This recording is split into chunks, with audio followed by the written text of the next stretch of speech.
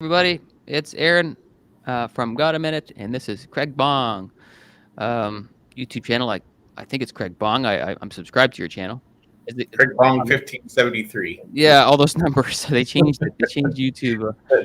They're meaningless numbers. I know. I used to like it when our YouTube channels were just our YouTube channels in our username. So, but yeah. So Craig is a brother in Christ, and we've gotten to know each other a little bit the last couple days, especially, and he seems to be the expert with this Cop28 stuff and this King Charles category and what these guys are up to right now this week as we speak.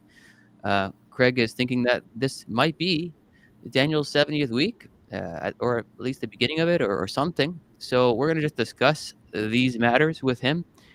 Um, he knows the info, and I'm more of the guy that's going to just ask questions. And so we're just going to treat this as it's an interview, and we appreciate that you're on, Craig. We are both waiting for the soon rapture of the church. It really could happen nowish. It could, and if not, well, it's got to be soon. Um, so this is a time of encouragement and education. So, Craig, thanks for coming on. First question: what is so significant about this COP28 event that is happening right now between November 30th and December 12th? So this COP is designed to bring about a 7-year strengthening of Agenda 2030, and it's called under the guise of what's referred to as global stocktake. And so by international law, they have to do a 7-year deal no later than December 12th. And then the final negotiations for that will be on December 10th and 11th. And it will be reported by the Institute for Sustainable Development prior to the confirming of the covenant on December 10th or 11th as well. So they're going to tell the world there's 24 hours in advance who's going to that the confirming of the covenant is underway and who's going to do it. So has there ever been a 7-year covenant in the past with this COP28 or this COP thing in general? Yes. March 21st, there was a bilateral agreement signed between Israel and the UK in preparation for this event. So there's a 7-year covenant already in play concerning just the UK and Israel. So March of 2023, they had a 7-year March agreement. 21st, there was a 7-year agreement signed. Was there ever a 7-year agreement in years past through this COP organization? I don't know. Okay. Actually, there was. So there was a statement by King Charles at COP 15 in Copenhagen, and they stated, so it wasn't a 7-year deal, but King Charles stated that there are 7 years to go to attain their goal, and that was the Paris Climate Agreement. So okay, so it wasn't really a 7-year covenant, but they did state there were 7 years to go. So this thing kind of operates in a 7-year period. Uh-huh. It seems to, at least from COP 15 in Copenhagen. So that thing you just mentioned, that was in 2015 or 16 or? That was 2008. Okay. So that 2008. Yeah. Okay. So this particular thing that's happening right now, there's lots of sevens. There's what are some of the sevens that you recognize in the patterns within this COP28? So, I mean, we have 7 years.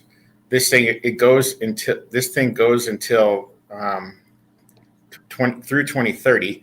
So in COP28's website, so you go to cop28.com. You can't do it anymore, but prior to November 30th, you had a countdown clock, and they were counting down to the beginning of a 7-year sprint.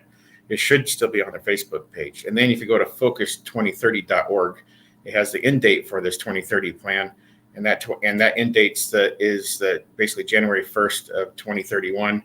That's their completion of the 7-year agreement. But according to the COP program, it would go to the first week of December in 2030, and there's 2,550 days from December 12th of this year to December 5th of 2030. And that's from a new moon to the 10th day after a new moon in 2030. So you have a Okay. new moon in 2023, December 12th, and you have the 10th day after new moon on December 5th of 2030, which would be, according to Scripture, it would be the Day of Atonement if the calendar were to be adjusted by 3 months. Okay, so December 5th is their end date in 2030. That's the end date of the COP program. Okay, December 5th, So 2030. that would be their next stock the end of the next stock take. Okay, and a stock take meaning? Stock take is a 2-year assessment of the goals, so implementation of Agenda 2030. Okay, so it's kind of like their final assessment or whatever. Yeah, that's their final assessment, and then they have to strengthen the goals they have to strengthen their implementation from that point. So it's their plan is for until 2050 is every 7 years strengthen until there's absolute and total control. There's zero emissions.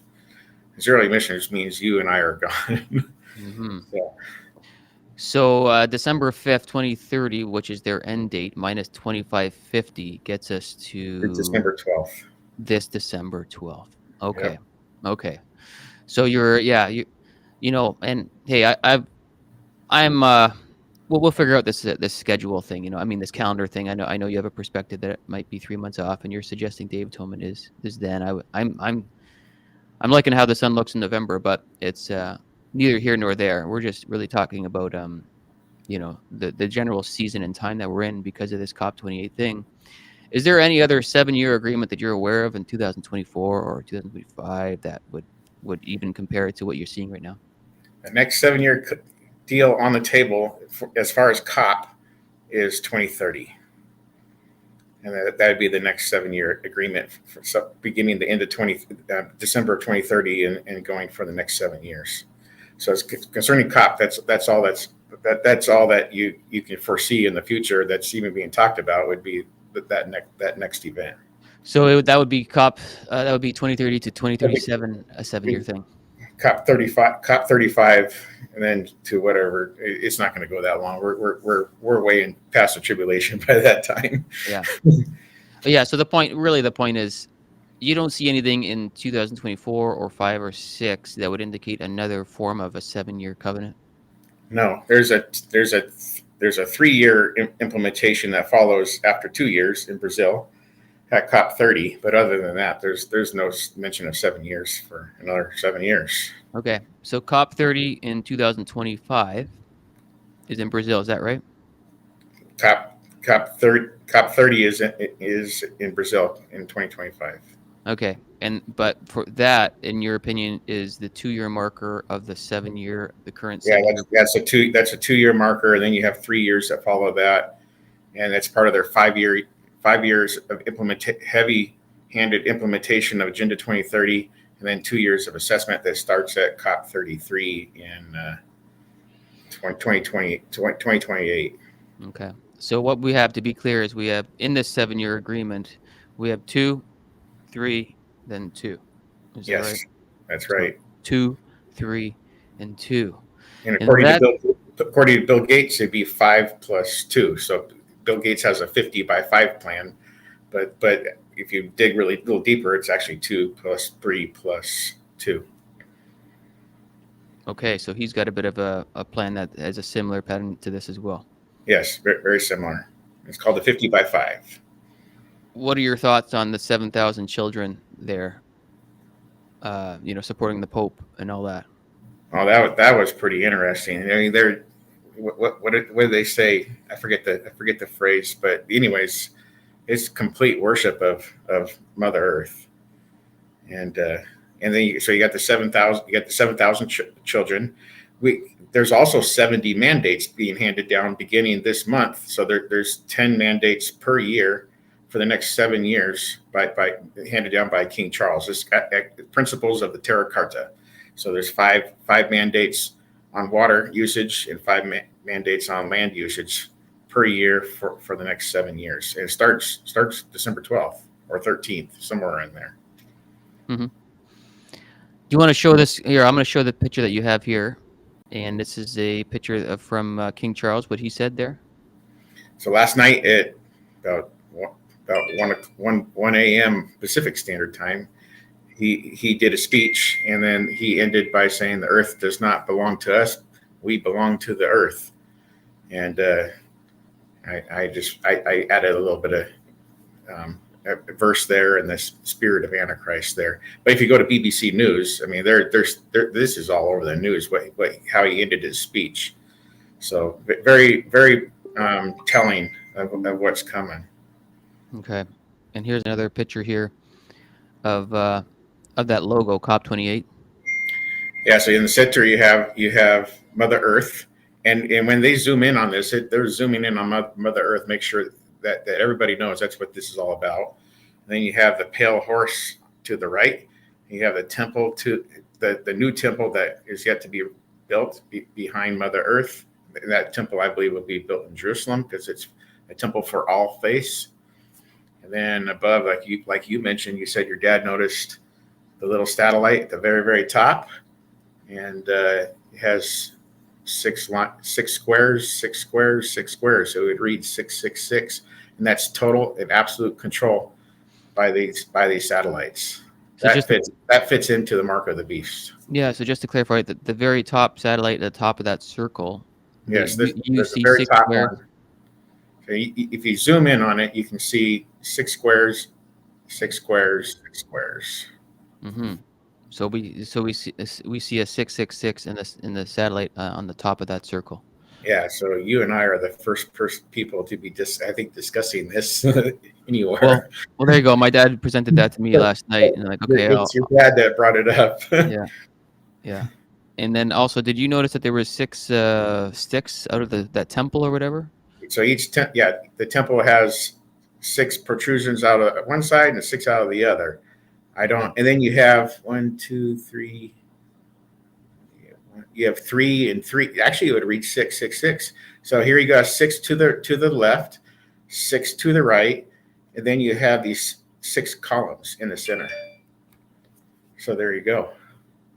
It reads 666. Well, yeah, we certainly see 3 black. It's the black columns. There's 3 and 3, and on the side you have 6 protrusions out of each side of the temple. Hmm. You see it? Yeah. Yep. Well, I mean, for me, it's I'm just seeing this stuff, so it's like, wow. Yeah, for me, it's very hard to actually see it right now, but yeah, I believe you. You have a better view on your computer right now. What else is? Oh yeah, the those cards that you mentioned. Those were in 1995, right? And yes, it's called the Illuminati card game, and that was done by Steve Jackson. I don't know how he came up with all this stuff, but if you just look through some of the cards, they have the Pentagon being destroyed. You have the World Trade Center being destroyed. Their most interesting card is called Tape Runs Out, and it says the rapture happens, and I'm just going to summarize it. It makes a disaster out of their plans. So it's very, very interesting that it appears that they're getting ready to play this card. And then they have a card for Prince Charles, that he is untouchable, and behind the image of Prince Charles is fire falling from heaven. And then you have an image that appears much like Pope Francis, a bald guy with a cap, and same thing, fire falling from heaven. So they're both got fire behind them from heaven, and King Charles has the extra little thing that says he's untouchable. Yeah, he's untouchable. So this card was designed in 1995. 1995. And was that the first year of the COP thing? That's the first year of COP. It was the same. It came out the same time as COP. Conference of the Parties 1, first one. So this was about 30 years ago. Yeah, unbelievable in my opinion, Steve Jackson he's working on behalf of Satan. So he's got to have been indwelled by a evil spirit or something to come up with this stuff. But there's people back in 1995 that knew King Charles played a huge role in the end times. Wow. So there's Monte Judah, there's Tim Cohen, and there's a few other pastors that I don't remember their names offhand, but there was a few people that were stating way back then, warning people about Prince Charles. And he's is it today that he's doing this UFO conversation, or was it another time? So today there's a film being released. It's called The King of the UFOs, and it's a call to have King Charles get a hold of Joe Biden and talk about the UFOs and alien abductions. And so this potentially could play into the role of confirming the covenant that King Charles has planned on the 12th or 13th in his Christmas address that he'll pre-record for the world. So he's talking with Biden right now about. It's a call for him to call Biden. So we don't know if it's going to happen or not, but the rapture has to happen first. I mean, that's pretty much the way this has to play out. Mm-hmm. And was there anything else in this meeting that was? There was something else that I think you were bringing up, peace and safety. It's a meeting. Oh yeah. So the third. I'll go through that. So today was. I mean, yes, the November 30th was the opening day. And I watched that one, and Dr. Al J. Bird did a speech. He's the president of Cop28, and so he'll remain president for 1 year. And so he did a speech, and today was the World Climate Action Summit. So King Charles was, I believe, the third speaker in that event, and they get up and do their Arab drums, and I watched the whole show until the Brazil guy got up, and I was like, yeah, I'm done watching it. And then, and tomorrow they're going to be talking about trillions of dollars at his disposal through the SMI. That's under King Charles, and that happens tomorrow. That's huge. So it's going to be $4.5 to $5 trillion per year that they need to transition to solar power and wind power. Israel plays a huge place in this because of their expertise in technology. So, and it is, we know from Israel, there's a company named WaterGen, and WaterGen is the company that invented the process where you get water from the air. And so WaterGen has joined with Prince Charles, or King Charles, for the Sustainable Markets Initiative. So they're following his design for a sustainable future. But you can get water from the air, drink the water. It's pretty common now in Israel. Wow. And so the third day is on health, relief, recovery, and peace. And it's for peace. It's a matter of peace and security. So the December 3rd is going to be a very high watch for statements on peace and security or peace and safety. And at the same time, there's heavy discussions of King Charles. I'm going to see if I can find it really quick. Mm-hmm. But on King Charles, discussing with Arab leaders the peace in the Middle East. Oh, so, he's going to be an active part of that conversation. Yeah, right here it says King Charles will hold talks with Arab leaders this month and following to discuss a roadmap for peace in Gaza. So he's on December 3rd. Right now, so it's happening right now. Oh, right now he's talking about peace with the Arab nations. And yep, and it's a two-state deal that they're trying to push through. So I find that pretty interesting that he's behind the scenes. You're not going to see this in front, but behind the scenes, that's what he's doing. Then on the fourth day they're talking on finance, trade, gender equality, and we know where that leads, and accountability. So everybody's accountable for implementing this agenda for the next 7 years. Mm-hmm. December 5th is energy and industry, just transition, and indigenous peoples.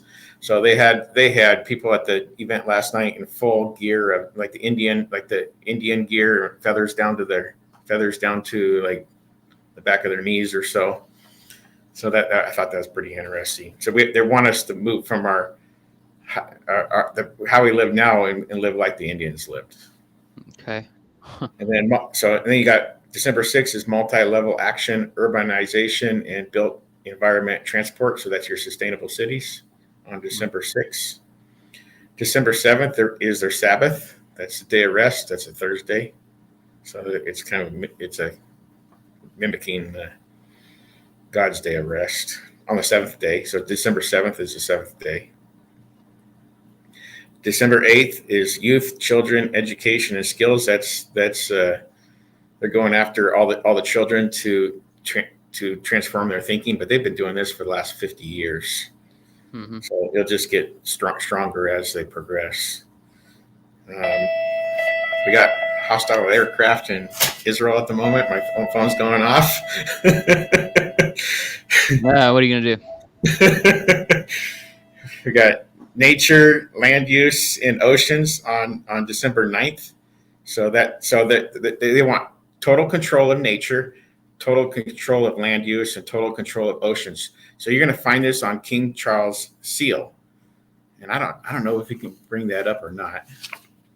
But it's called the Terra Carta seal, and anybody can Google it really. And there's a crown that is over the seal, and then it reveals that King Charles is that he has the control or oversight of everything that happens on the earth. And then you also have one that reveals that he has control or oversight over all the universe, and that's called the Astra Carta.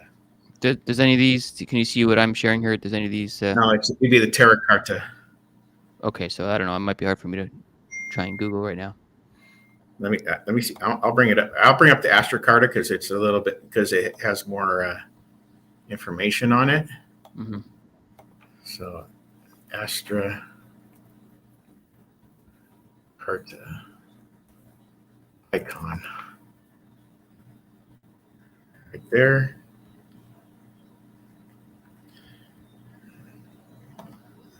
And then I can share it if you've pressed share it yourself. Yep, I'm going to hit it right now. So share. I understand. Here we go. And I made it nice and big. So there it is. So King Charles, here's the crown. You see it on your end? Yep, I can see it. I'll make it a little bigger. So you have the crown, King Charles' crown. I think that's King Edward's or Prince Edward's crown. And you see the iron cross in the center. So that symbol in the center of that crown is the same symbol that the Pope wears, and Adolf from when also wore that same symbol. So so it says Astra Carta, and it says to care. So King Charles is to care for the infinite wonders of the universe. And he also has the Terra Carta that states something similar. So very, very interesting. And the Bible very clearly states that he will exalt himself above everything that is of God. So to care for the infinite wonders of the universe. Yeah. So you have his crown. So that's King Charles. And the statement to care for the infinite wonders of the universe. And then it has all the same thing underneath in a different language. I think it's Latin. So Astra Carta, like what? He's going to wear this Astra Carta crown or something, or this is his seal. So yeah, for the as part of the Sustainable Markets Initiative. Okay. So there's two seals. I can try to bring up the other one. Has anybody been given a seal like this before? No. This is maybe at the. I mean, we don't know, but maybe at Tower of Babel, but to care for the infinite wonders of the universe. I mean, I don't even know. To read that and read it, you have to say, what the crown is, and then it's King Charles, and then you just obviously read it. But they actually have this symbol that comes to life as a GIF, and so it actually comes to life, and everything's rotating just like God's in control, but it's King Charles. Mm-hmm. Terra Carta icon. Do you want me to get rid of the other screens that we've got? Whoops. Well, there goes Craig. We lost him. Hopefully he comes back. I'm sure he will. It's Aaron by himself, waiting for Craig to come back. Hello. There's Craig. Craig, hello. I was lonely there for a minute. Yeah, that's what happens with these online platforms. Sometimes people get kicked and stuff because of internet and stuff. Um, I'm gonna bring up the Terra Carta, yeah, sure. and so this one reads very similar. And then I'm gonna go to here. I accidentally hit the X. And it's like, oh shoot. Share, understand, Terra Carta. All right. So this thing reads the same. It reads King Charles for the harmony of nature, people, and planet. So he's in charge of all nature, all people, and the whole planet. Okay, so this one says for the harmony of nature, people, and planet, and the other one says something to the effect of ruler of the universe. Yep. Okay. Wow. I don't know if I'd want to be walking around town with those kind of titles. Yeah. So that I mean that's Antichrist written all over it. So I don't know. I don't if somebody's going to take the role on Antichrist. This guy just told the whole world he's for the harmony of nature, all people and planet, and king of the whole and in charge of all the infinite wonders of the world. Really, really odd. Okay, one more time. For the harmony of nature, people, and planet, he's got the Terra Carta seal here, and then he's got the other seal, which means something about the defender of the universe or something to that effect. And then so this one also comes to life as a GIF, and you can probably find it on the internet. So then on the 10th day of December, they're talking on food, total control of food, agriculture, and water. So at this COP event, there's no meat allowed on the premises. They've banned all meat. Oh. Okay. Wow. So no meat in Dubai. No meat at Cop28. I mean, you can go outside of Cop28 and find meat, but on the premises in the food trucks, absolutely no meat. They've completely banned it because they're trying to save the planet. Yeah, I gotta save the planet because the cows are producing too much methane. Oh boy. Okay, and then also to that, they are trying to decrease fossil fuels by 43%. Is that right? Yes. So that'll take effect immediately. So next year they'll start production of fossil fuels will start to decrease. But that's going to do is increase the price of the fossil fuels. So your gasoline now is $4 a gallon, and then next year it's going to be $7 a gallon, and then the following year it's going to be $10 a gallon until nobody can afford it. But the Arabs are still making a killing because they're just going to up the price. Mm-hmm. So it's just a big money scheme. So do you see, if we're here in 2024, do you think that the price of gas is going to be like double or triple like next year, or what? It would probably every year it's going up. So, and based on what their plans are to begin is following this event to cut fuel production, the gas has to go through the roof. So. And if we are here in 2024 and or whatever, do you think that this 15-minute city thing is going to happen in that year? That's what December 6 is about. But the 15-minute cities is a 2030 goal. Okay. So there's actually it's a 7-year plan. So they're implementing now, but obviously they can't do it overnight. Okay, so the reality of them actually being enforced and livable would kind of only start in 2030, is what you're saying.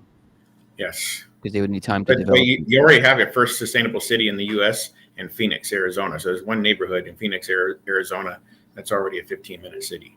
So they got a bit of a pilot program for this already, it sounds like. Yeah, and then you got New York. I mean, New York's already banned meat in certain certain government-run institutions already. Meat, dairy products, eggs, not eggs, but meat and dairy, they've already banned. So, okay, back to King Charles. You showed us those seals, which are really quite incredible. The guy that protects the universe and the planet and all this kind of stuff. Is there any other reason why you would say that he's a good candidate to be the AC?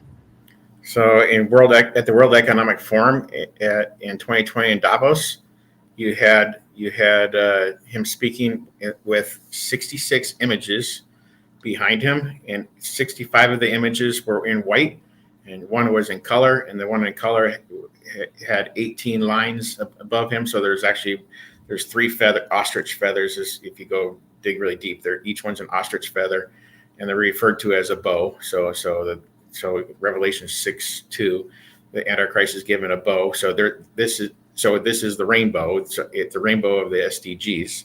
So this was given to him in January of 2020 at the World Economic Forum, and in the middle one split. So there's an 18th SDG that's coming, and there's 2 options on the table. It looks like it's going to be the deal between Israel. You'll have to divide Israel and have a state of Palestine.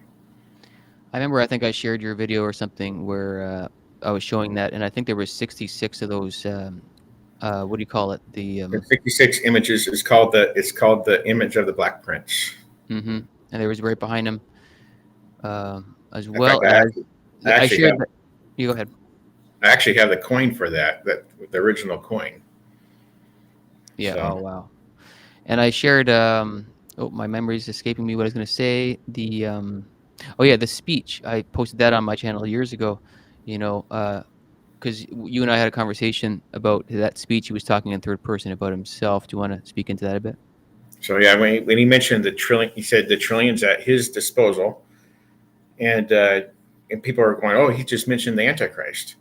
Well, if you dig a little deeper, you go back to I believe it was 2020 or 2021. It'd be 2021 on his Sustainable Markets Initiative. There's actually an article he wrote to the G7 that confirms to the G7 that he's talking about himself. So it's himself that is the one he's referring to in the third person. So, but that's right.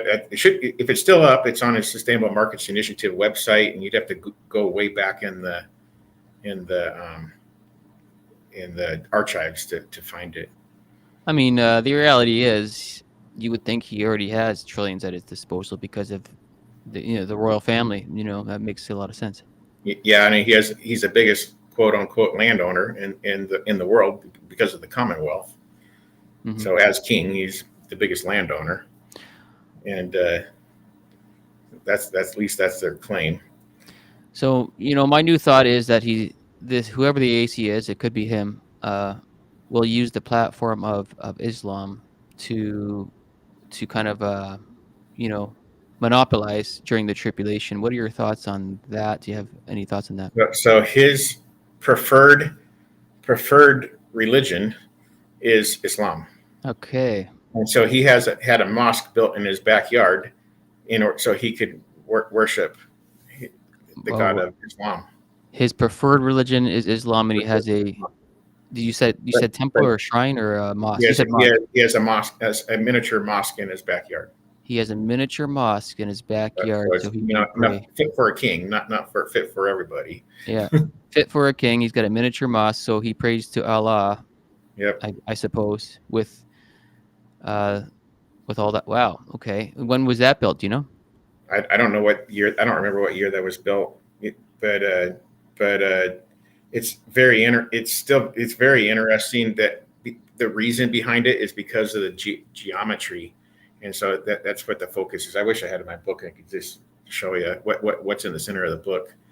But if you open up his book Harmony, in the very middle, you have a ziggurat, and that'd be similar to the Tower of Babel. And he really likes that spiral built type of building, and so it's right in the center. And then he has all this geometric symbols that connect to Islam throughout his book. It's very occultic. Wow. Does anybody else know anybody else that has a mosque in their backyard personally built for them? Wow. I don't have a mosque in my backyard. There's actually a cleric that's been teaching that the biblical Antichrist and the Mahdi are one and the same. Yeah. And that he comes from the land out of the sea, which was known in ancient times as Tarshish, which is England. Wow. So it's very interesting that a Islamic cleric would understand scripture from a different perspective based on history, but it connects right to the scriptures as well. So the biblical Antichrist is the Muslim savior. Yeah, That's right. The biblical Antichrist is Muslims. That's right, and they believe that he's going to rule for 7 years. 7 years. Phew. And So he's got the Bible very clearly states that where the Antichrist rules the whole world for 42 months, but if you pay really close attention, it says he's allowed to continue. So he's allowed to continue at a greater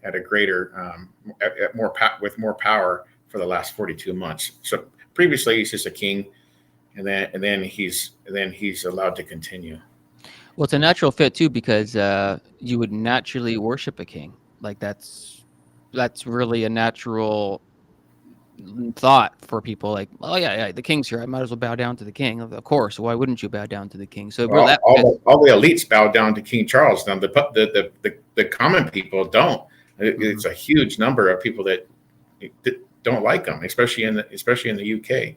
Actually, US too. You just ask people about King Charles, nobody likes him. I think a lot of it goes back to the Diana fiasco and what went on between King Charles and the princess that was loved by all the people. So the princess was loved by everyone, but the prince was not. Well, did you say when this mosque was built, or just? No, I don't remember. I'd have to Google that and see when that was built. Is there any other ties to Islam with him that's really significant that you're aware of? Well, there's a picture online that has him dressed in Islamic gear with carrying a sword in Saudi Arabia. So I think that's pretty telling in and of itself. And the Arabs absolutely love him. So, and the Jews love him too. So, the state of Israel loves King Charles. So, if you go to Jerusalem in 2020, when they had it was in January of, I believe it was in January of 2020 when they had the thing on the Holocaust, and King Charles went to Jerusalem for the first time and did a speech. He was loved by Benjamin Netanyahu and the president of Israel at that time. So they absolutely loved him.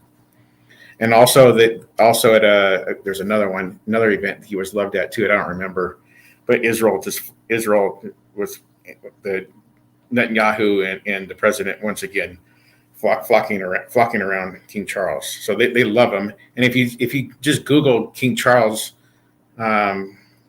with Judaism or Jews in England, King Charles wears a little what's it called, the kippah on top of his head. Okay. So he wears that. Basically reveals to everyone that he's of the Jewish faith as well. Right, and we know that he claims to be from the line of David. He definitely claims to be from the line of David.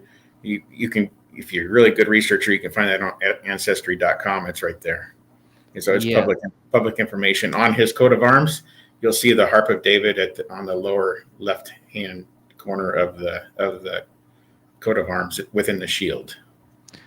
We know that Jesus, the true Messiah, comes from the line of David, and comes from the seed of David. And it's very interesting because David died approximately 3,000 years before 2030, and Jesus died approximately 2,000 years before 2030. So it's a perfect parallel in the 6,000-year plan of how the true Messiah came from the line of David, and now this guy claims to be from the line of David. Wow. And so when he was crowned as king, he sat upon the stone of stone, which is an old wooden chair with a stone within its center that's inserted. And the royals believe that stone is the same stone that King Charles was crowned upon, and the same stone that Jacob laid his head upon I believe at Jacob's ladder. Mm-hmm. What's the stone called again? Stone of stone. Stone of stone. And it had something to do with David. They believe King David and King Solomon were coronated upon that stone. Coronated. Okay. Yeah, so they got their crowning on that stone. I don't necessarily believe that's true, but that's the royal claim. That's the claim. Wow. The plot has thickened on this guy, so this guy, King David, has a mosque in his backyard. That's his primary religion. He like the Arabs love him, the Jews love him. He's He was in the crowned as center. king. He was crowned as king of Israel in secret at his coronation with the oil from the Mount of Olives. Mm-hmm. And you can't make this stuff up. Whew. On his invitation was he have an image of the pan god, or the green. It's a little green man. It's the pan god. So it shows his deceptive ways. So that's what the pan god's about, is all about deception. So it's right there on his invitation. Oh, the pan god is the god of deception. Yeah, god of deception. Boy, Very, very interesting. So he's referred to as the Green King, which the pan god is green. So wow. You have that one. Let me see off of my memory. What also you have the rod. The rod that he holds has a little dove on top, symbolizing he acts on behalf of the Holy Spirit. Okay. And then you have the what's that called? Where you have the globe that they took, like the Queen touched, and it gave life to the tree. So he has that same symbol. I want to call it the urn, but it's not the urn. But anyways, they touch that sphere, and then it brings life to everything around them. Yeah. So very wizardy is the word I guess that I use for that. Do you know what the Islam faith is believing? Like, do they believe their Mahdi's coming soon, or what? Oh yeah, I'm signed up to a couple of their websites, and they believe we're in the end times. That Okay. the last 7 years is about ready to begin, and it's supposed to begin in 2023 with World War III. And so that and they don't know when it's going to start, but World War III, to you and I, we can see that it could start tomorrow. It's so hot in the Middle East. It's very hot. So to clarify, they think it's going to happen very, very soon as well. They're expecting their Mahdi to show up any day. Is that right? Yeah, any day that their Mahdi is going to show up. I read somewhere that they expect the Mahdi to show up at Mecca, that black rock. Do you know anything about that? About as much as you do, so Okay. not a whole lot. So that's possible that he would show up. Also, King Charles is supposedly making plans to take another trip to Jerusalem, so that's in the works as well right now. So there's been no updates because everything they do is in secret. Our God doesn't do anything in secret. Aren't you happy for that? Yeah. So just to put it plainly, there's a radical group, just like us. We're radical Christians waiting for the rapture, and we're a little bit outside the box here. So are you saying that there is a radical group of, Muslims that are also expecting the Mahdi right now? Yeah, they are. I wish I had his name. I would just give you the name, but I just can't do that. It'd take too long. I have to go through my YouTube channels, and I could say, hey, it's this guy right here. So but I have 400 subscriptions, and it would take me too long. I know what you're saying. I know. We read so many things, and and then you forget where you read it and documented it and all that kind of stuff. Or go through my YouTube videos I watched, and it's like, there it is right there, because it's fairly recent. I keep up on him. So he's gonna have the same clerk's gonna have a speech here, I believe, in January on Israel and the end times. It's unbelievable he's even talking about this stuff. So I thought that was pretty interesting, but I don't know what the content's going to be, and I hope we're not here for that. So how long have you been looking at this Cop28 thing? Since 1992. 1992 is when you started to track with all this? Yeah, so when George Bush got up and stated what he wanted to say concerning a new order for society. I have to be careful of my words, So yeah. I know. And how long have you felt that this Cop28 is going to be Daniel's 70th week? Do you still think that is the case? Since 2022. Okay. So prior to 2022, I was looking at Cop26. Then I looked at Cop27. The Cop27 fell apart when King Charles wasn't going to attend. Cop26 was opened by King Charles, COP28 was also opened by King Charles. So that's very significant. And COP28 will be closed by King Charles, and that's very significant. And that's with his Christmas address that's planned on the 12th or 13th. And it's already pre-recorded. It's pre-recorded, so it gets released to the world on the 24th of December. Oh, 24th of December. Yes. So you'd have 12 days of the partridge in the pear tree waiting for King Charles' speech. Okay.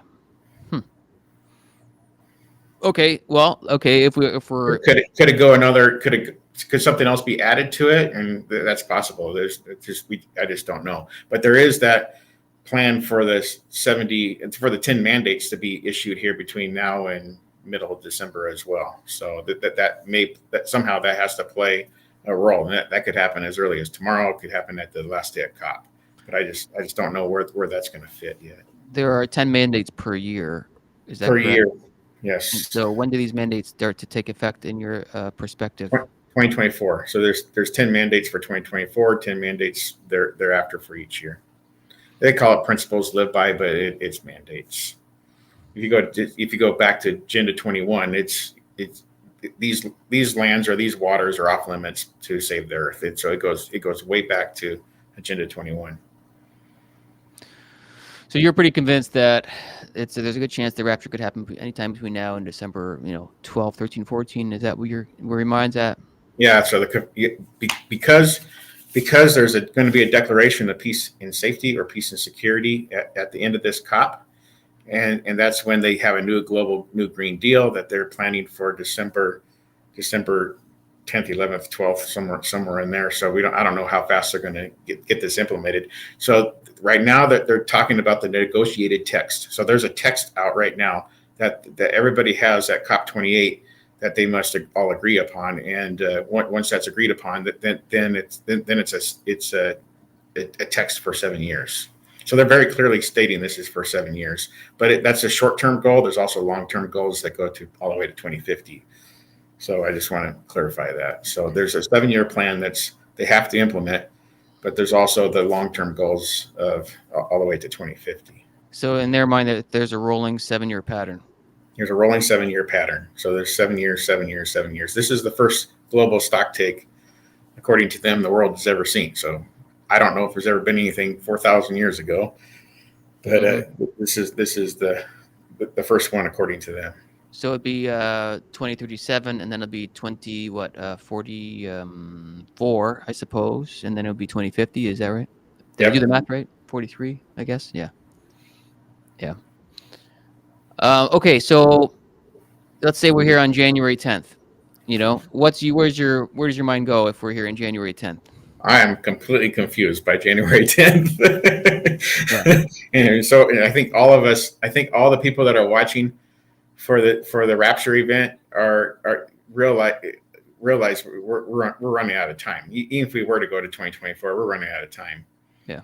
And there's a lot of people that believe Jesus died in 2033 AD. I don't have an issue with that, except for you got to prove it from a lunar perspective. And I just don't see it, but some people do see it, but I don't see it matching. There's two perspectives that he died in 30 AD and 33 AD. So I keep that open because I'm at 99.99% that's going to happen by the end of this year. But if I'm wrong, I go, well, there's the 2033 date, and I know I'm really confused by that time. But oh well. Me too. It feels like everything makes sense to go nowish. So the reason there's now is because we have a king confirming a covenant for 7 years, just planned by the 13th of December.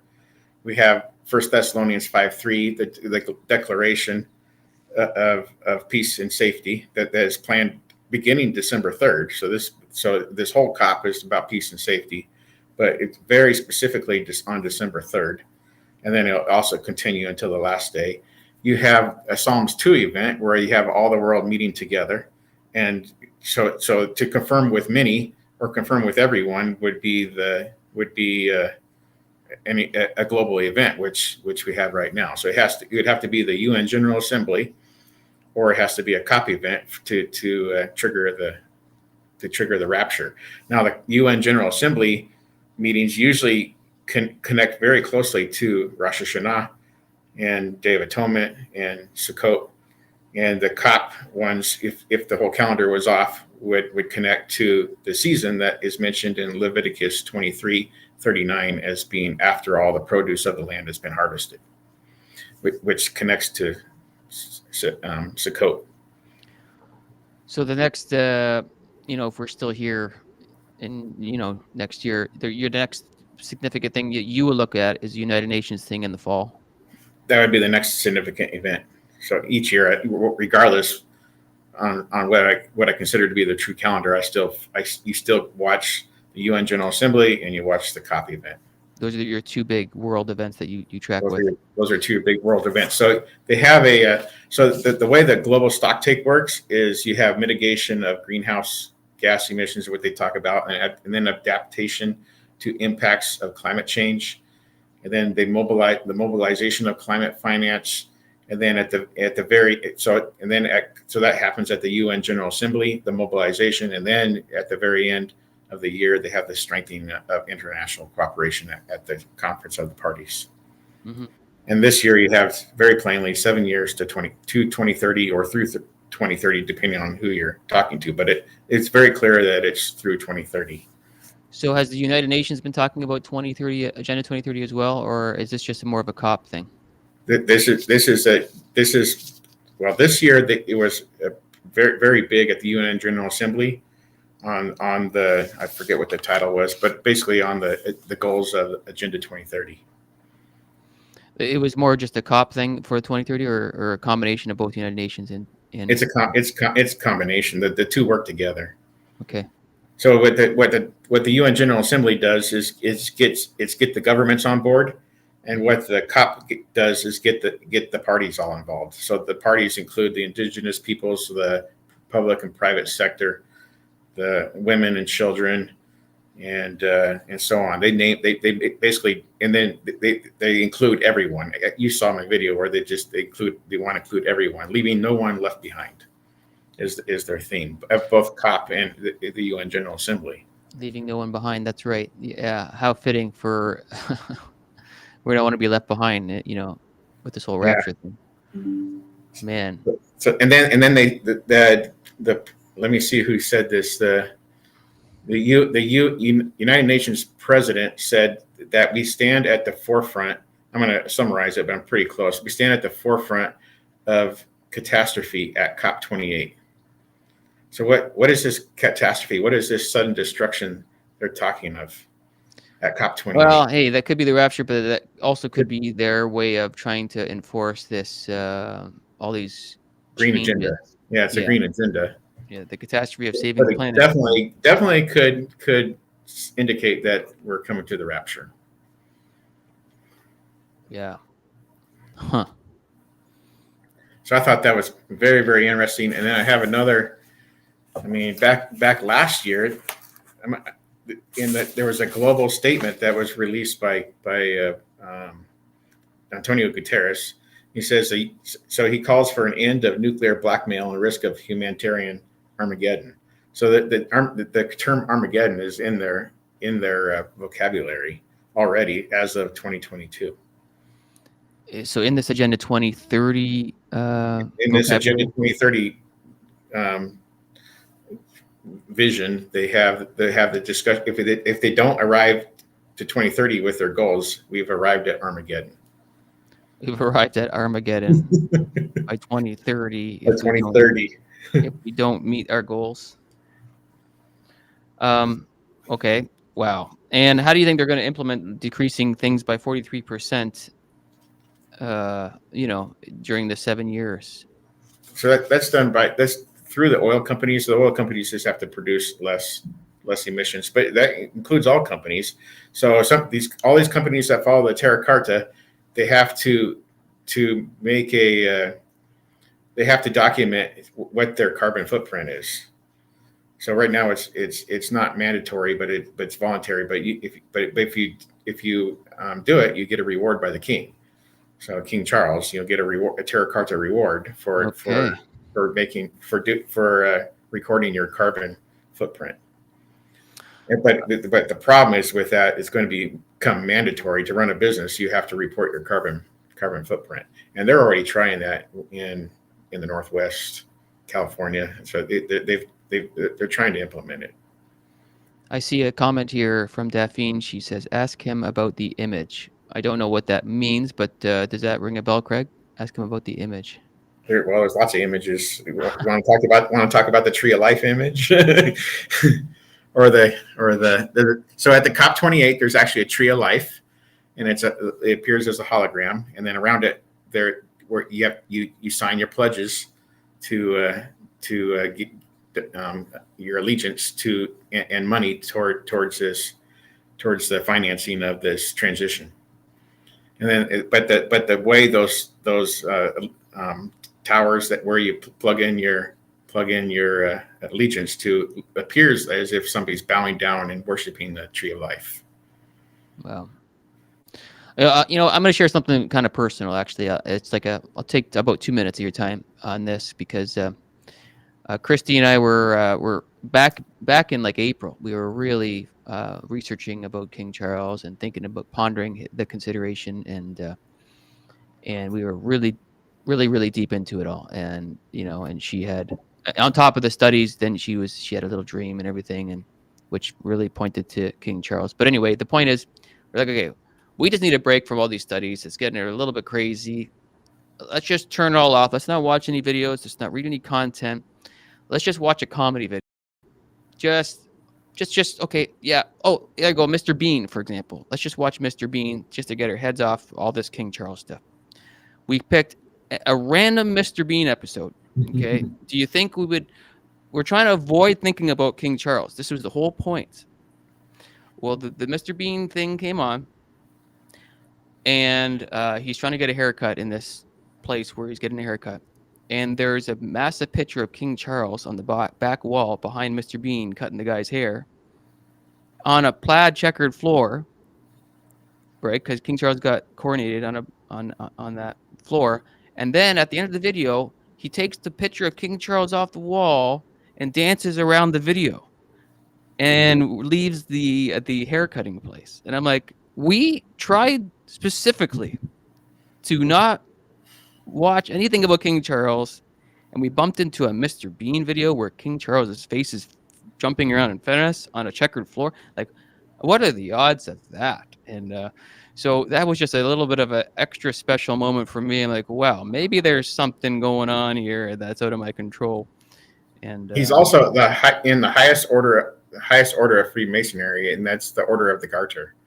The highest order. So, what is the highest order of Freemasonry? So the highest order has 24 knights, and we know from Scripture and Revelation that Jesus Christ has 24 elders. So we see that same symbolism. And it's like, oh my goodness, there's a similarity there. So it's 24 knights that are given their knighthood by the king, or formerly the queen, that are in this highest order.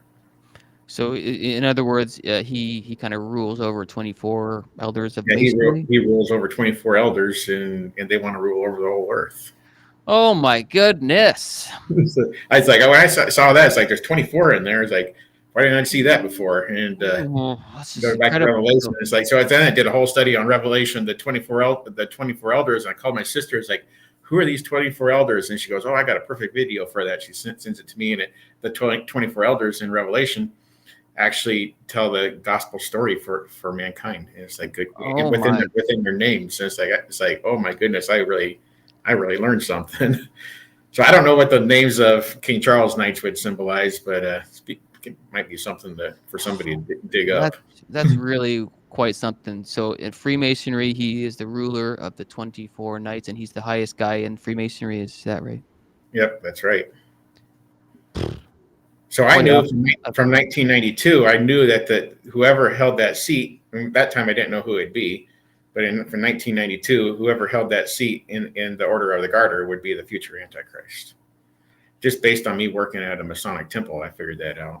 I worked as a dishwasher, so nobody can. Oh yeah, I remember you saying that on the video. Yeah. So so say that one more time. You were working at a thing, I was and working at, it's called the Inn of Nichols Village in Scranton, Pennsylvania. So we went to Wilkes-Barre, I believe it was in Wilkes-Barre or Scranton. It's Scranton. It was in the Scranton Masonic Temple. And we're just we do parties there. But during my break, I'd go wander, go on what I call a walkabout. I'd go explore the Masonic Temple. And then there was a door that was unlocked. And so I opened the door and then looked down on their temple room. And it's like, oh, this reminds me of what I learned in Sunday school about Solomon's temple, how they had it decorated, and then I did a little bit of research on the Masons and say, hey, this is where the Antichrist is going to come from. It's from Freemasonry. wow. And so I didn't know, at that time. I didn't know who it was, and the Queen was the head of the Order of the Garter at that time. And doesn't he have some sort of connection to the Anglican Church or something like that, or am I just? You would connect to Mormonism and the city of, I believe, if I'm pronouncing it right, Eliot, Israel. So if you go to the center of town, you have all these symbols of Freemasonry within Israel. It's very, very strong in Eliot. I believe it's called Eliot. So somebody can correct me if I'm wrong, but EL something. Okay, so just to do a little review on what we just said on this King Charles stuff, he is shaking hands with Islam. He has a mosque in his backyard, which is his preferred religion. He had a picture with a sword and all that jazz. Some of the Muslims, I think you believe, said that they think that King Charles is their Mahdi. Is that right? Well, he resembles yes. There are some that believe that he's their savior. Something that he is their savior. He's got these seals that says he is the defender of the universe, and also another seal that says he's, I don't know what the other one said, but something about ruling the world. Harmony, people, and planet. Harmony, people, and planet. He's got these cards that were designed 25 years ago that says he's untouchable, and there's fire from heaven. These cards also talk about the rapture. These Illuminati cards that we brought up earlier on. He's the main speaker in the 7-year World Covenant, which is basically in the works right now. He is the leader of the Freemasons, and he's got. We have 12 days. We have 12 days to go from now till the confirming of the covenant. While we're doing this video, so no matter what, whether this is the covenant or not, we have a 7-year deal that starts on December 12th. I mean, that is 100% going to happen. Whether this is the Daniel 9:27 covenant, we'll know when the first trumpet sounds, or when we get some declaration that this is going to take place in the next couple of days. And like I said before at the beginning of the video, there's nothing really that's really super exciting in terms of a 7-year plan next year or in 2025 that you can really look towards, because the COP thing, it rotates every 7 years. So the next one would be 2030 to 2037. Is that right? That's right. 100% has to go that way. I actually have the Paris Climate Agreement, so I read that portion, and so it's the mechanism. The mechanism to bring about a 7-year covenant is referred to as global stocktake. It's right in their documents.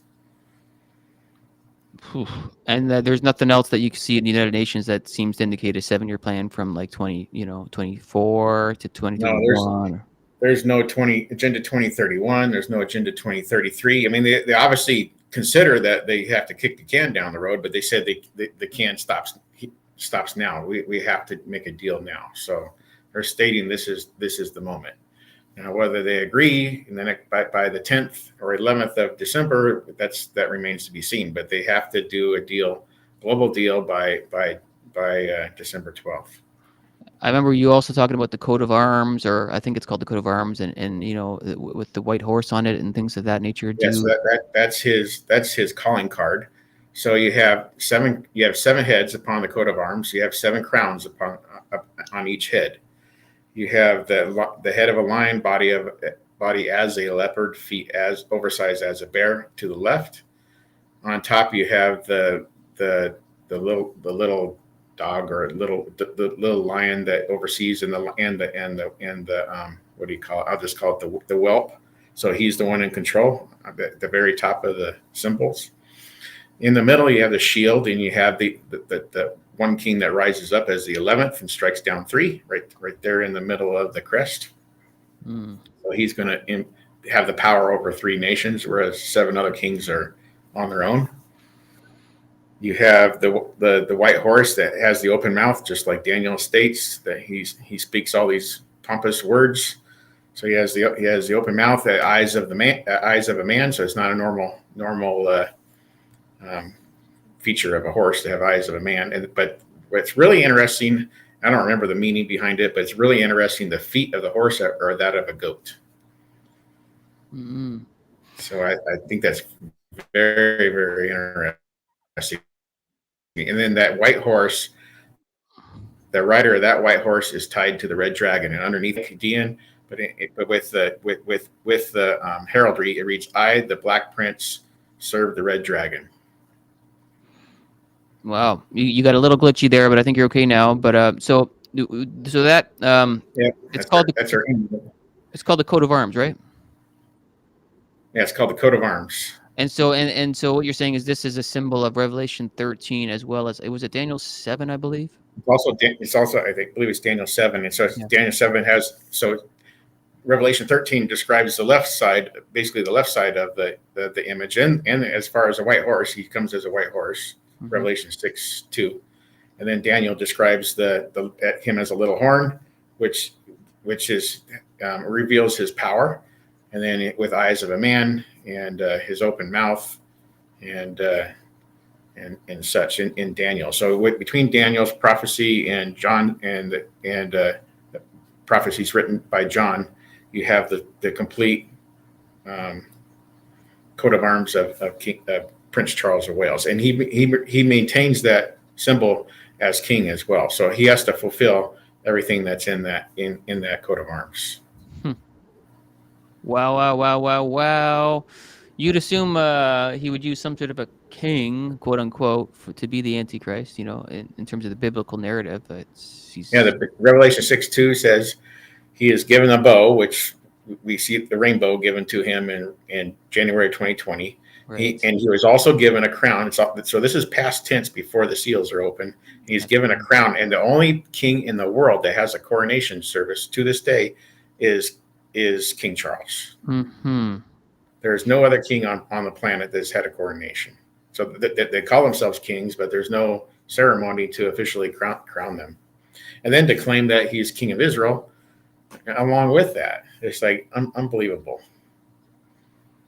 Wow. Oh yeah, somebody said that show them the statue. Well, maybe you can talk about the statue of the King Charles statue. I think they're referring to. I just saw that. There is a statue with him with wings, and underneath you have these people at his feet that are begging for him to be their savior, and that's supposed to be erected in, I believe, Brazil. So. Does anybody else have a statue of themselves stepping on people, demanding worship with wings on a statue? That's a good way to put it. I don't have a statue in my backyard of me stepping on people with wings. I also don't have a mosque in my backyard. I also don't have trillions at my disposal. I also don't rule over 24 nights of whatever masonry. And he rules over a quarter of the earth in the Commonwealth. Yeah. So the Commonwealth makes up over 1/4 of the earth of the planet's countries. And actually, there's another one that's in play. So with this BRICS thing, there is a possibility in the future, it may or may not happen, that Egypt joins the Commonwealth. Yeah. Okay. And even in Canada, like our cash in Canada, we have Queen Elizabeth head on our cash, and there's a few countries that have, the royal family on the cash, just as a picture on the cash still, And with the King Charles, the head was turned, so that's kind of significant as well. Crystal in the comments says, "What about the Dome of the Rock and the stone and everything? Do you think that the stone that King Charles was coronated on was taken from that rock, that Dome of the Rock, underneath the Dome of the Rock? Like, I think that stone that King Charles is doing his coronation on is a figment of their imaginations. It's a random stone that came from Ireland or whatever. That's what's believed by some. So there's obviously a lot of skepticism around that. But if it were possible, they could use that coronation event to deceive the Jews, especially the religious Jews. And there's a guy online, a rabbi that I was watching his video months ago, and he stated that it could be possible that he comes in and declares himself as king of Israel over this one event. Does King Charles have anything to do with the, does he talk anything about Mark of the Beast and chips and implants and anything like that? I haven't noticed anything. Have you? Yes. He is in charge of the DNA of things in England. I did a whole article on that. It'd take too long to look it up, but it's over. That's okay. To my left. And so England, I'll give an example. So there's a couple examples. So I'll give one is the digitalization of your clothing and food. And so they can stamp your food via a liquid or like a UPC, and you can track that thing from what cow all the way back to what animal it went to, or and what the process was to get that food to you at your table. And so the ink would just disappear. It would be within your meat or within your clothing, and so everything's trackable until the consumer gets the product. So that's happening with your food as of now, and also with your clothing. And King Charles is in charge of that. He's in charge of this. He's in charge of that as part of the Sustainable Markets Initiative. He is the forerunner of this, is what you're saying. Yes, he's the one behind the scenes pushing it. So he's not just simply participating in it. He's the guy leading the charge. He's the guy leading the charge, and through the Prince's Trust, donating his funds towards that event, those events. Wow, I'm just kind of sitting here going, okay, whoa, having So a hard time. it is a clothing line, and then also the UK. I'm going to try to get this right. The UK is so in the Europe you can't change the DNA of animals. But in the UK, it is allowed that you can change the DNA of animals, and so there's already progress being made to change the DNA of animals to make them more "quote unquote" sustainable. And so that's part of the reason behind Brexit, because the England can do what they want, whereas there's strong laws against that within the EU. Wow. And I can send those articles to you if you want. Wow, yeah. We know that's around the corner. Okay. Wow. Anything else interesting about COP28 that you've noticed in the last, little while, or worth mentioning that people should really know? There's a lot of mention of 7 years within COP28. I noticed that last night. So they're saying to 2030 or through 2030 and for the next 7 years. And so it's being repeated over and over again by Dr. Al Jaber. And the president of the UAE also stated that in his opening speech last night. So I watched the opening speech by him. I had fun taking pictures of him though, because he's kind of goofy looking. So it's like I take a lot of pictures, see what kind of pictures I come up with. And then you had Dr. Al Jaber. He's a very, very good speaker. So I'll give these guys credit. They're very, very eloquent in their speech. But they're deceiving the masses on this agenda for climate. One question. But it's 7 years. They're talking a whole lot about 7 years, and it's on their websites as well, or has been, because they change their websites periodically. But I every time they change it, before they change the website, I take a snapshot of whatever their statement is. Mm-hmm. We got a question here from John. Craig, why is it not Prince William? Why would it not be Prince William? Prince William's coat of arms does not match. 100% does not have the red dragon attached to it. So that'd be one very significant difference. And then Revelation 17, 9 through 11 gives us the lineage of the Antichrist. And so if you go to the Holy Roman Empire, and you go through the list of kings, you're going to find that there's 7 kings that are named Charles. And in the Bible, in Revelation 17, it states that there are 7 kings.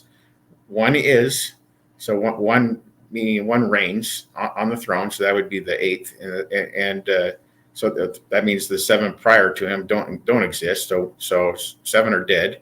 One reigns, and the one who is to come is the 8th king. So you can actually Google this, and it's already been announced online that King Charles could be in the future the 8th king of the revived Holy Roman Empire that somebody made up in the UK. So you mean in other words, the 8th Charles? Is that the 8th Charles of the revived Holy Roman Empire? So there's 7 other Charles before him. Yeah, and he's descendant of the 5th, of King Charles V. He was a German lineage.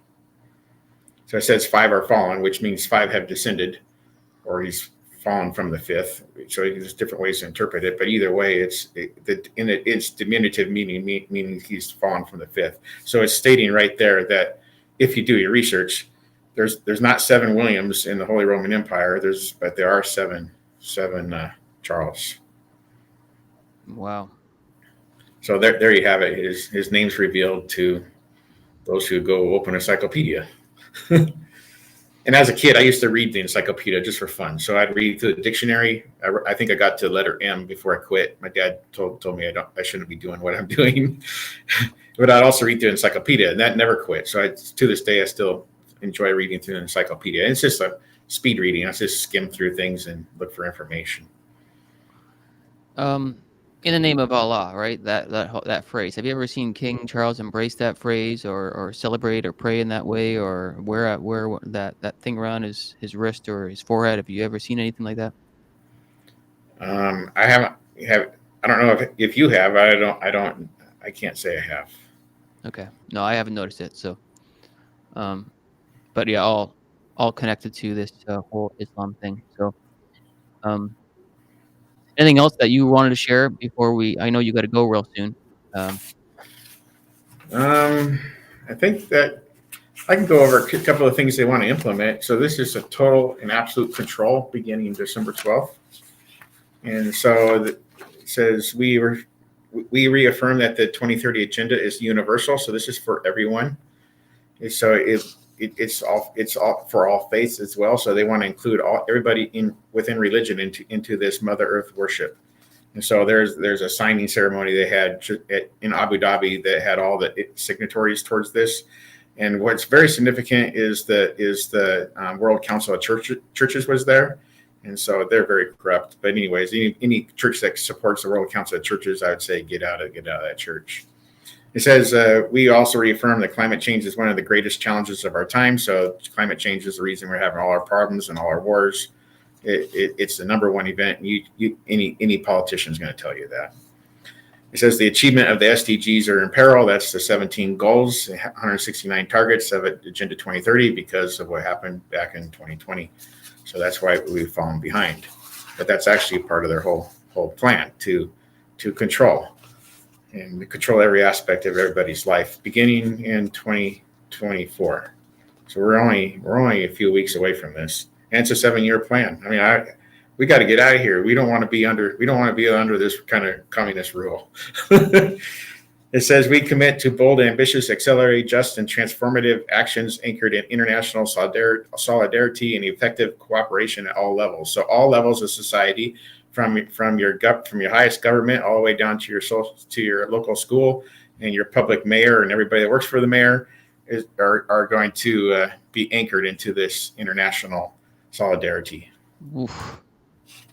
And we saw that somewhat implemented back in 2020 as well, especially where I live.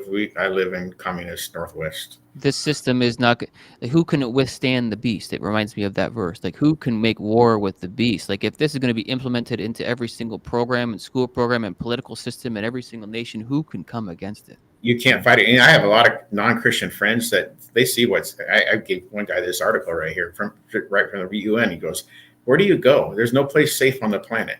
And he's not a Christian, but he realizes once this thing is implemented by this month, that there's no safe place on the planet. It's really interesting that a non-Christian can see this, but majority of Christians today are oblivious to what's going on. There's nobody to even fight. You can't even who are you gonna fight? Who are you gonna argue against? Yeah, it's good. It's You can't just corporation. protest in your city and fight this beast. The nation, a nation can't even come against this system. Yeah, you can't. You can't. If you're a nation that goes against it, you're in trouble. So I think last year the only country that was fighting against it was Congo. Mm-hmm. It's like, well, good for Congo. They slowed things down for 1 year. So, but this year it looks like Congo's not gonna stop this. Yeah, they just overpowered them. It's like, oh, we don't care about you. Yeah. And it says we are resolved between now and 2030. That's 7 years to end poverty and hunger everywhere, to combat inequalities within and among countries. So that's everybody's on the same playing field, and we all get the same pay. So that's what's coming in. That's already here where I live. They've upped the minimum wage so high that everybody's getting minimum wage. So there's not a whole lot of difference between what people are making anymore. It's just everybody's at $20 an hour. So that's about where we're at now, where I live. I don't know where other people live. It says we commit to achieving a world in which humanity lives in harmony. So we just talked about that earlier, where the king is in charge of harmony. So that's their 19th goal to 63 goals or whatever this thing is to implement by 2030. So here's a statement that's really interesting and connects to 1 Thessalonians 5:3. It says sustainable development cannot be realized without peace and security, and peace and security will be at risk without sustainable development. So they have to implement these 17 goals, or peace and security is at risk. So man, Craig, man, this all sounds like this is it, man. Sounds like it's like this. I can't even finish reading this article. So I quit like at number 25 or whatever. It's like, it's too much. It's like, we got to get out of here.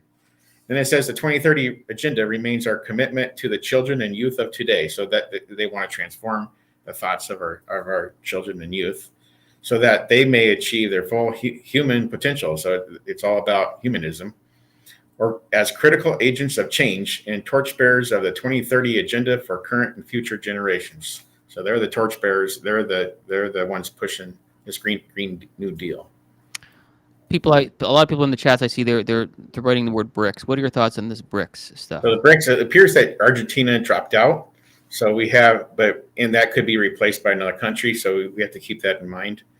But the BRICS is to make up 10 countries, and then the Bible also says there's what did it say, 10 heads and 7, what's the other 7? I don't remember. Oh boy. Well, but Revelation 17, there should be 10.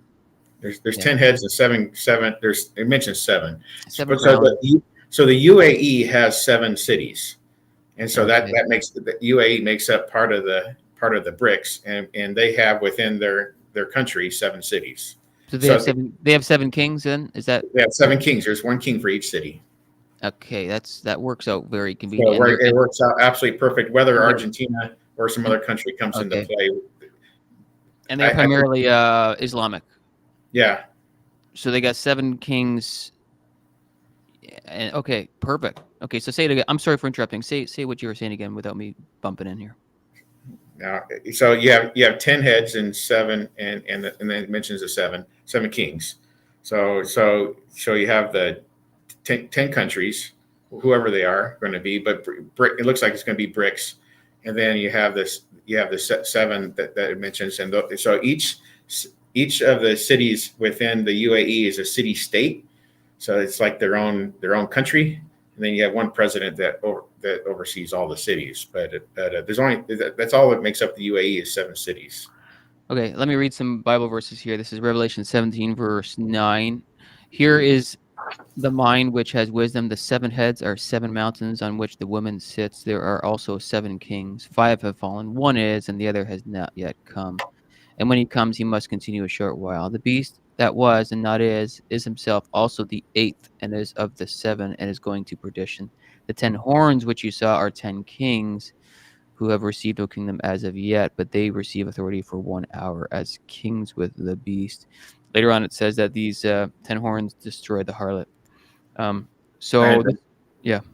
So that'd be more than likely that's the papacy. They destroy the Vatican, the city of the Vatican. In my assessment, that's what it is, because all kings of the earth go to bed with the Vatican. There's certainly a whole system here that, like I said, like who can fight this beast system? You know, it's not like we can go knock on somebody's door and just freedom. You know, there's no you can't. So that article I was reading from is called the draft resolution submitted by the President of the General Assembly. It's called the Political Declaration of the High-Level Political Forum on Sustainable Development, convened under the auspices of the General Assembly. And so they have 60 some points that they make within this article, how they're going to take control beginning this year. And at the very end, it says, we look forward to the Summit of the Future in 2024. So this is their next big event after the World Economic Forum in Davos, as an important opportunity to inter alia accelerate the implementation of the 2030 agenda and its SDGs. So this is only a few months away. I believe it's in February, if I remember right. Anybody can go to Goals House. I believe it's goalshouse.com. Or you can go to Goals Keepers as well under Bill Gates, but you'll see. But Goals House will tell you what their future is for 2024, and they'll update it every year. And also, I'll quote that Bill Gates also states that the 2023 to 2030 is the next period of transition. So he's stating there's 7 years left as well through his Goals Keepers platform. 7 seals, 7 trumpets, 7 bowls, Daniel 9:27, 7 years, right? 1 week. 70 mandates, 7,000 kids worshiping the earth. Lots of sevens in play.